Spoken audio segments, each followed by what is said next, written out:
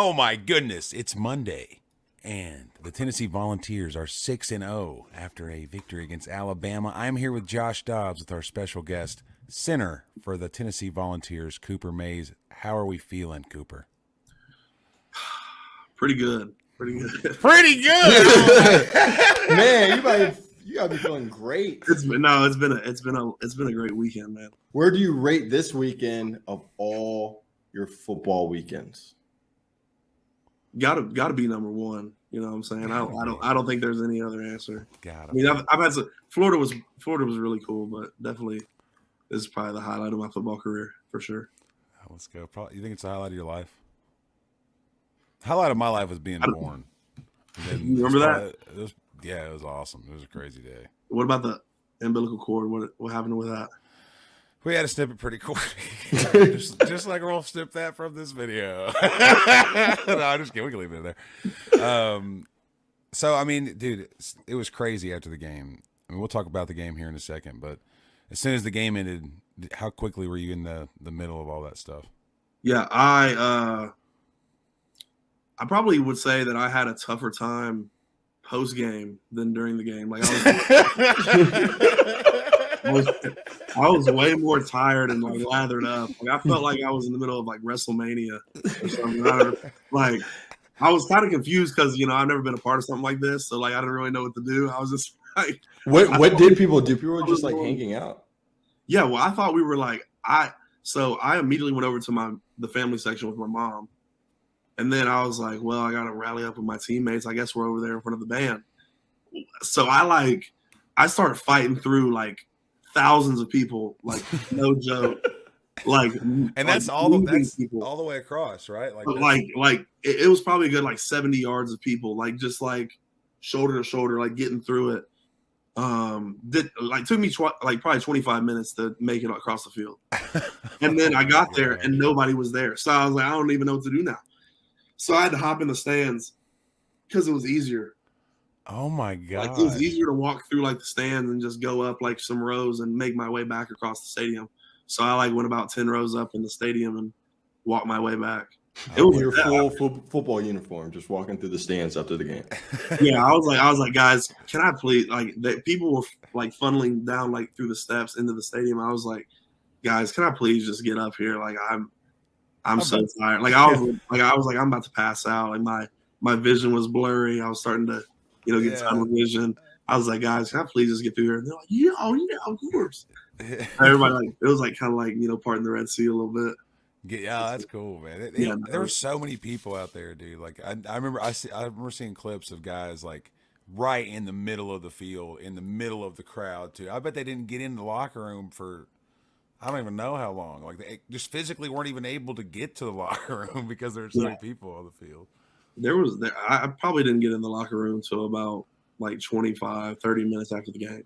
Oh. Jeez, what was the celebration like in the locker room? It was, I think you guys got a better picture of it than me. I was the last person to get in the locker room. Fun fact. So I probably missed out on a lot of it. But if you guys go to the pictures look sick. Yeah, all the pages and the videos and everything look really cool. So it was pretty cool. By the time I got in there, it was like half random people that I guess were somehow connected to UT, and then half players. I was like, I didn't know who these people were, and I was just like, I was pretty tough, man. Yeah, I think that kind of freaks me. I was looking at some pictures like in the locker room, and I appreciate everyone going crazy and partying, but like, just random people in the locker room. Just random people, and like there's 100 guys in there that got to change clothes, take a shower, and like be like you, Cooper, after playing a whole game, like sometimes you can't even walk. Like you're hobbling into the shower. I definitely like went in. I grabbed. So I went to the water cooler. There was no waters in there. I've been wiped out. Like this is like I haven't had a drink of water since the game ended. So like I'm like sweating profusely. There's like a 40-minute gap where I don't have any water, and the cigar smoke like my throat was closing up. So like I just got into the locker room and tried to like dig out. I dug out like 4 or 5 water bottles, threw them in my locker, and just flailed myself in the I was wiped out for sure. I bet it's gonna smell like a cigar in there for a month. Kill my throat. Like absolutely kill my night. I was like, I know it's tradition and everything, but this I don't It's a think little rough. You're not a dude, cigar it's guy. like so harsh. You know what I'm saying? Like not Yeah. my gig at all. It's not your cup of tea. That's all right, man. Different stroke. All you got to do is smoke one a year. You know, that's the only one you're contractually obligated to smoke. You know, you don't have to do anything. Yeah, I got about 4 puffs, and I was like, yeah, Dad, I don't. That's about it. Yeah. Yeah, no, not me. Not me. Disgusting, personally. So let's talk about the game a little bit, dude. I think it was an awesome game. As far as just a game to watch, I mean, like, you couldn't have a more entertaining game. I'm sure, like, when you watched the film, you saw that with the plays that you guys are making. And you guys up front did such a great job. I mean, the last 3 games, 182 rushing yards against Alabama, 260 against LSU, 227 against Florida.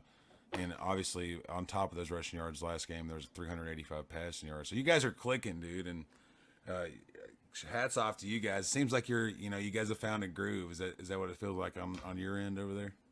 For sure. I was really proud of the way we played up front, especially. I feel like a lot of people, were probably doubting our ability to run on Alabama a little bit, or kind of we took that like a chip on our shoulder, I guess, a little bit. I think we handled them up front pretty well.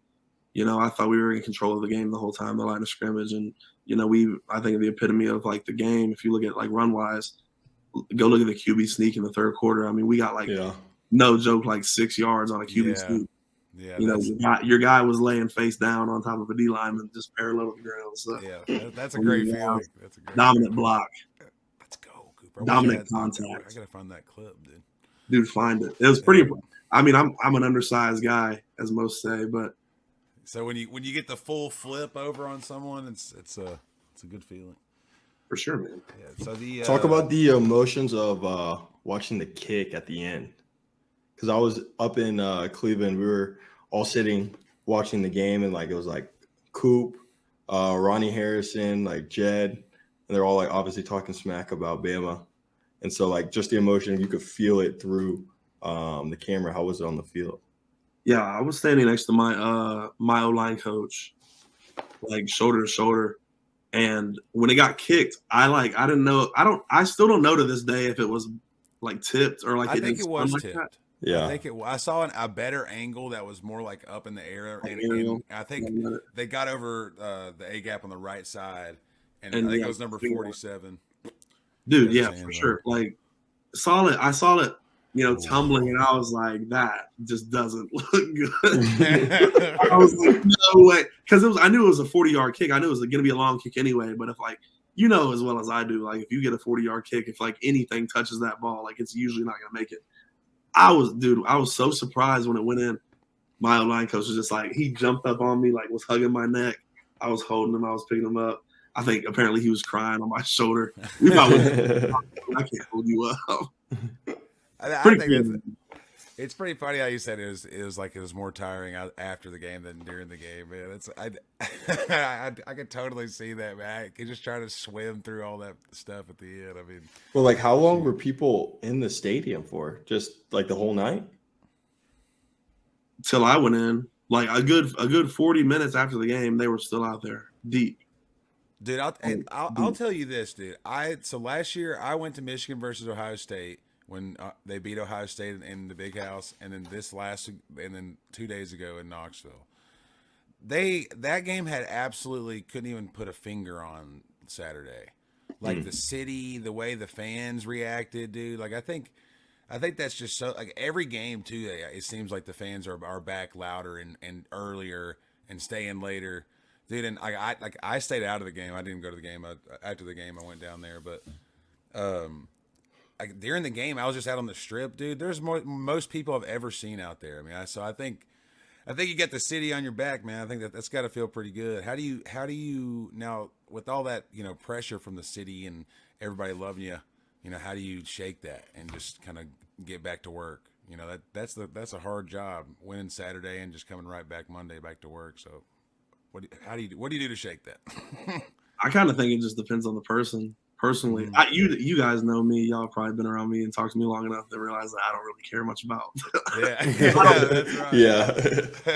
Like I just do what I do, and like the rest kind of just handles itself. I've never really cared about. People ask me all the time, like, what would an Alabama win mean to your legacy and all this? I'm like, dude, I don't care. But like, what?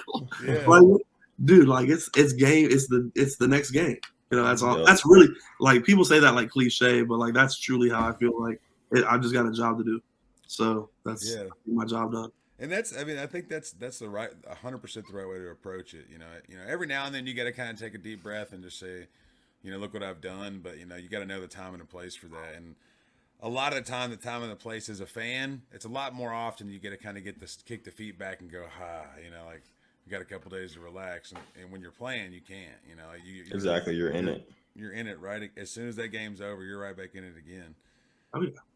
Well, I mean, like it's just. You guys know as well as I do. It's you get Saturday, you get Sunday off, and then Monday it's a whole new. You just start over. Yeah. I mean, you really have no time to get comfortable in football season at all until like bowl season before the bowl week. Maybe that's about it. Oh yeah, a little bowl practice and get the freshmen a little reps. Little fall camp during little Christmas camp. You know? Oh man, Christmas practice.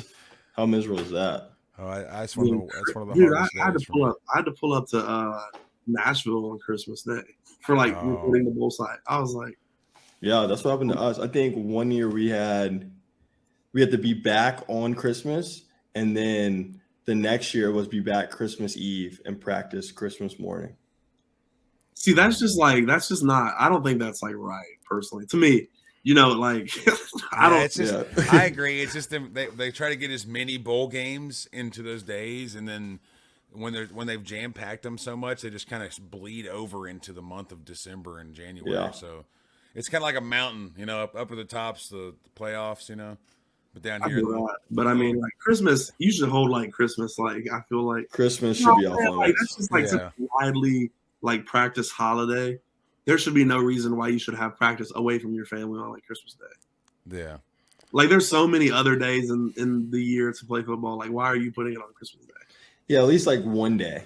One day. Like let's all recognize Thanksgiving is already evaporated. There's no Thanksgiving. Oh yeah, right. You're eating Thanksgiving at Coach's house, which is just The food's probably good, but you're like, I want to see my grandma. You get so much food. You know? Yeah, right. You're like, oh, I want to see my mom. Yeah. Which I see every day. Like, it's just not, there's no warmth there, man. You know what I'm saying? Yeah, I feel that, man. But I guess the kicker is just don't be bad enough to be on a bowl that's on Christmas time. No, the kicker is stay really close to home for college. And then after practice. That's what I did. I mean, I was an hour and a half, and Cooper, you're an hour, right? 45. Yeah, no, I'm about 35. You look at traffic, you know what I'm saying? A little bit of you just look at all the smokestacks off the side of the road, man. Yeah, you know, Cade, he's got it on his shoulder right there. He's got the smokestack tattoo. He's homegrown. He's Kingston through and through. Good. How's Cade doing? Speaking of Cade, how's he doing? How's he enjoying Carolina? Dude, he's really good. After this call, I'm about to probably hop on Discord with him. We'll play some games. He's good though, man. As long as he's on the 53, so you know all that. Oh, that's sick. I mean, I assumed that, but I just haven't heard it as a fact. But that's good. Confirmed. Awesome. Confirmed here. I've got a breaking. You know what I'm saying? That says he's on it. Woj bomb. Yeah. Well, Cooper, dude, we'll let you go talk to Cade, man. You get you a little brother time, man. It seems you like your family time, man. You know, the one thing I'm taking away from today is if you ever take Christmas out of the grasp of Cooper Mays' hands, you will face the wrath. You feel the burn of 1,000 suns. Yeah, they feel the burn of 1,000 suns. Well, Cooper, great win last weekend, dude. Rest your body up. Get right for this week. Homecoming, man. Big game this weekend. Every game's a big game when people come play and kneeling. I bet it's going to be sold out, don't you think? I would assume so, man. These Vol fans are rowdy and rambunctious nowadays. Yeah, I think so too. I think Everyone's if not a Vol sold fan. out, it'll be close. Yeah, right. Everyone's a Vol fan. Yeah, Theo's newly minted. All righty, signing off. See you guys.